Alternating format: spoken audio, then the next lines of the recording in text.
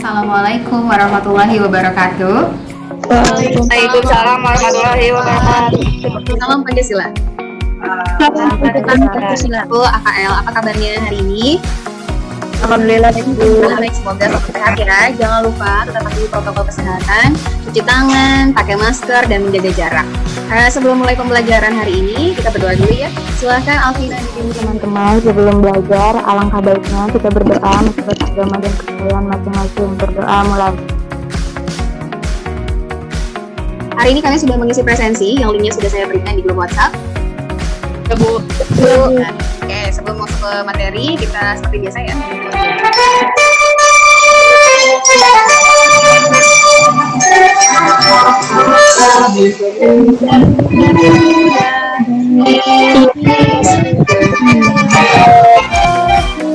Ya, semoga dengan lagu tadi bisa bersemangat, bisa membangkitkan semangat kalian hari ini ya. Sebelumnya masih ada yang ingat kita bahas apa? Infrastruktur governance. Good governance. Apa itu good governance?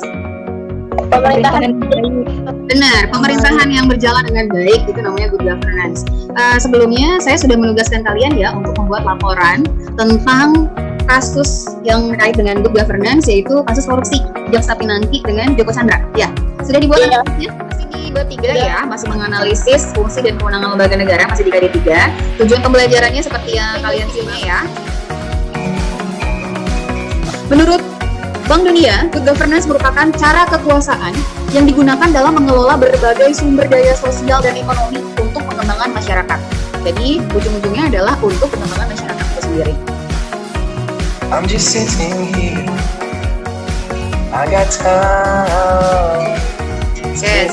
Ini adalah pilar karena kita menggunakan model pembelajaran project-based learning, maka hari ini kita sampai pada tahap evaluasi pengalaman belajar kalian, gitu ya. Masing-masing kelompok sudah siap untuk mempresentasikan hasil projectnya? Insyaallah siap. Sangat siap, bagus sekali. Untuk proyek pertama, laporan tentang kasus Joko Chandra dan Jaksa Pinangki terkait good governance. Ini bentuknya, ini ada ciri-ciri good governance ya. Pada kelompok yang sudah saya tampilkan di layar proyeknya. Assalamualaikum warahmatullahi wabarakatuh. Waalaikumsalam warahmatullahi wabarakatuh. Kami dari kelompok 3 ingin menjelaskan laporan yang kami kerjakan. Di sini ada contoh kasus dari Joko Chandra dan Jaksa Pinangki. Di situ tidak berjalannya good governance. Tidak adanya keterbukaan dalam pemerintah sehingga terjadi penyalahgunaan wewenang yang dilakukan oleh Jaksa Pinangki.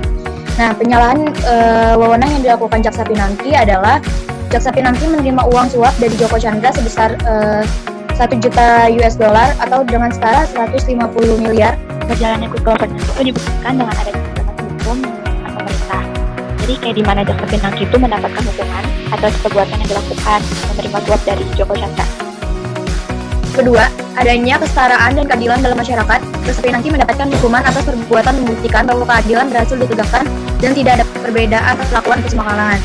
Jadi cuma bukan masyarakat biasa yang mendapatkan hukuman, pemerintah juga bisa mendapatkan hukuman apa yang dilakukan, termasuk penyuapan. Jadi tidak hanya rakyat sipil ya, tapi pemerintah pun bisa menerima konsekuensi yang ada, gitu ya. Dari apa yang sudah diperbuat. Saya mengajukan pertanyaan dari apa yang sudah disampaikan. Izin bertanya.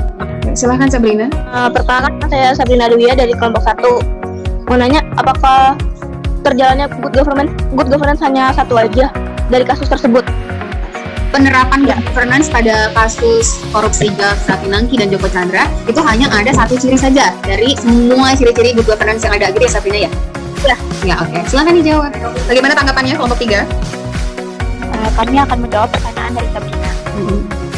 Berdasarkan hasil analisis kami yang kami tampilkan tadi, ada 2 penerapan good governance. Yang pertama itu adanya supremasi hukum dalam pemerintahan. Yang kedua adanya kesetaraan dan keadilan dalam semua masyarakat. Karena Jaksa Pinangki itu sudah mendapat hukuman atas perbuatannya. Sedangkan kesetaraan dan keadilan dalam masyarakat itu karena bukan cuma masyarakat yang bisa mendapatkan hukuman, tetapi dalam pemerintahan juga bisa mendapatkan hukuman. Oke. Bagaimana Sabrina dengan jawabannya?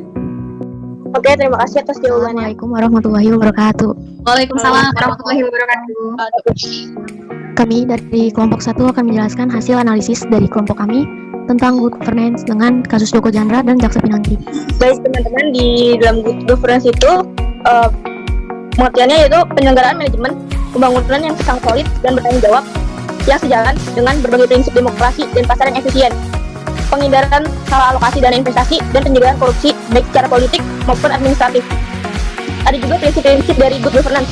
Yang pertama itu transparansi, atau yang bisa dibilang kayak terlihat, terbuka. Baik teman-teman, berikut kami tampilkan kronologis kasus Joko Chandra dan Jaksa Pinangki. Dari kasus tersebut, hasil analisis kami ada dua sisi, yaitu good governance tercapai dan good governance tidak tercapai. Poin yang terdapat dalam good governance tercapai yaitu Jaksa Pinangki langsung diadili, termasuk ke dalam keadilan. Prinsip keadilan. Adapun poin good governance yang tidak tercapai, adanya suap terhadap Jaksa Pinangki, Guru Jenderal Polisi, dan pengusaha. Melakukan tindakan suap tidak kelihatan, jadi ini termasuk tidak transparan.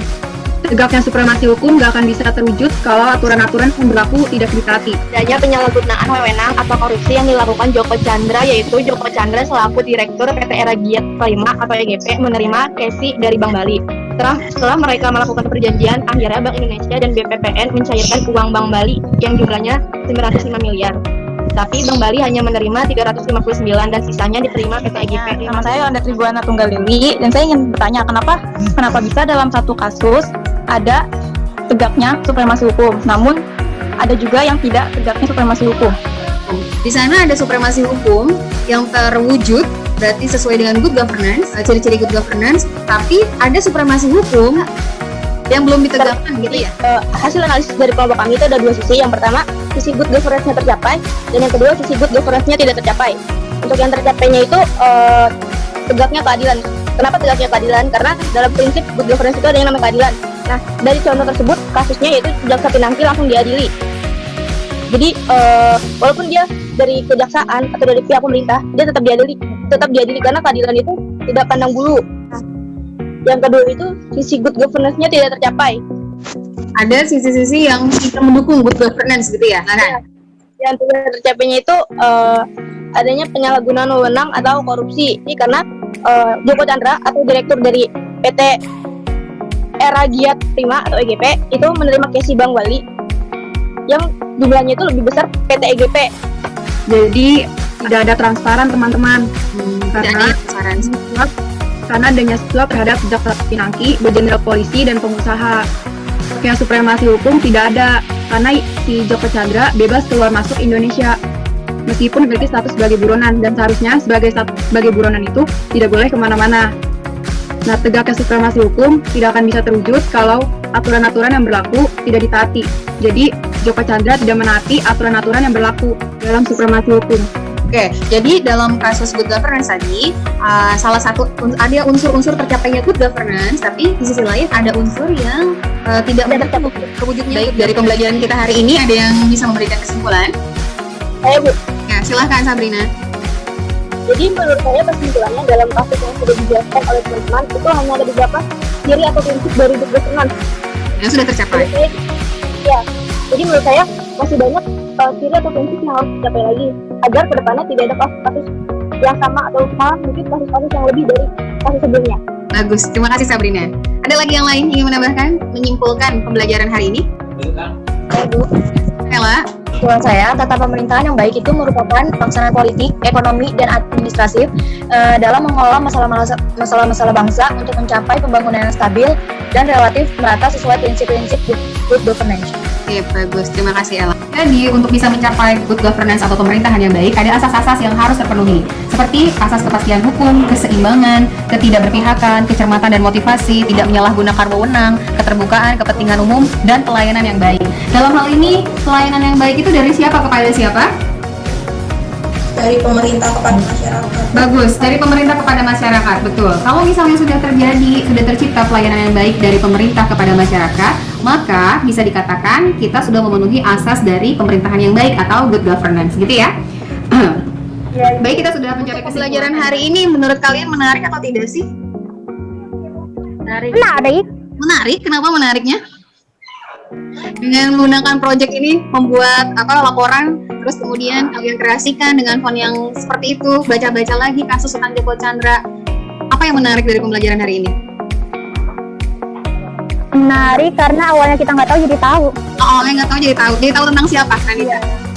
Joko Chandra, Bu. ternyata korupsinya besar atau kecil ya?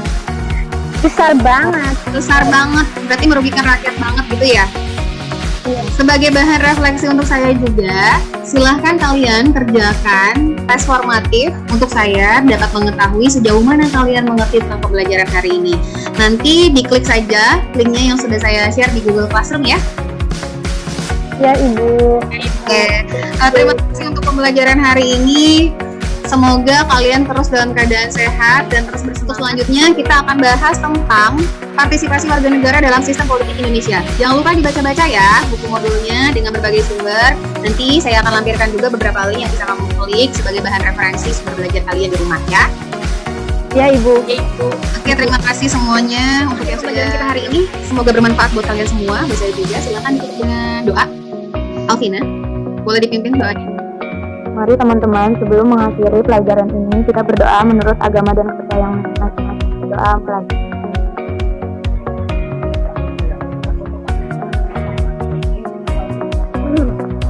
Berdoa selesai.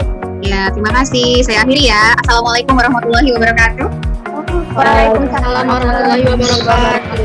Salam Pancasila. Salam Pancasila.